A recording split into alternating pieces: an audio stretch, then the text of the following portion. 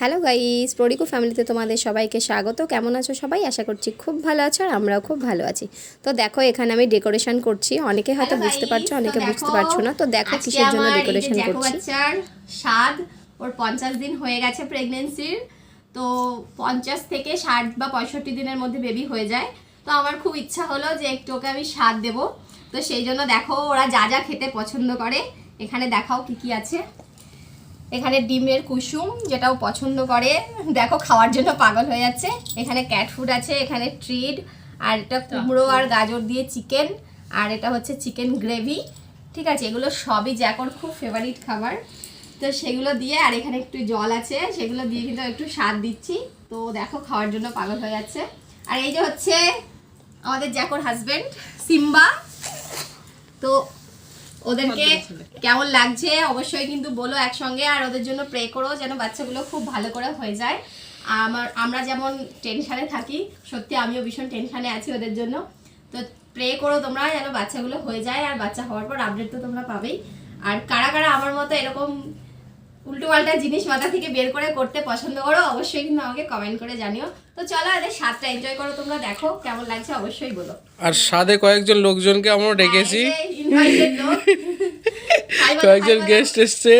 তুমি বলো হাই বলো। চলে এসো।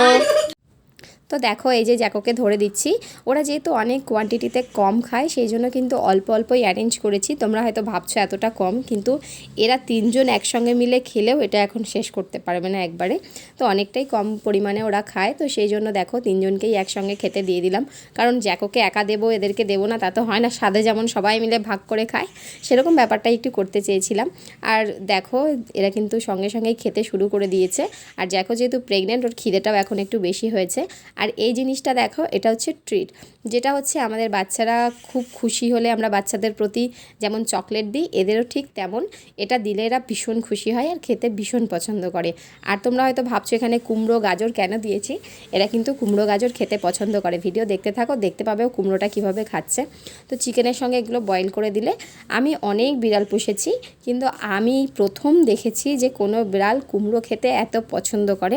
গাজরের থেকে কুমড়োটা খেতে এরা বেশি পছন্দ করে। তোমাদের কার কার বিড়াল এরকম করে অবশ্যই কিন্তু আমাকে কমেন্ট করে জানিও। আর দেখো আমি কিন্তু দেখো এই যে জ্যাকোকে একটু খাইয়ে দিচ্ছিলাম, ট্রিটটা নিয়ে একটু খাইয়ে দিচ্ছিলাম, একটু চিকেন একটু কুমড়ো সবই খাইয়ে দিচ্ছিলাম আস্তে আস্তে। তো আমি কিছু মন থেকে বের করেছি যে এরকমটা করতে পারি আমি, বা করার চেষ্টা করেছি। তোমাদের অনেকের হয়তো এটা ফানি মনে হতে পারে, অনেকে হাসতে পারো, কিন্তু আমার মন থেকে ইচ্ছা হয়েছে যে আমার নিজের বাচ্চার মতো যেহেতু ওদেরকে আমি মানুষ করেছি, ওদের একটু স্বাদ দেবো। তো তোমাদের ভিডিও কেমন লাগলো কিন্তু অবশ্যই আমাকে কমেন্ট করে জানিও।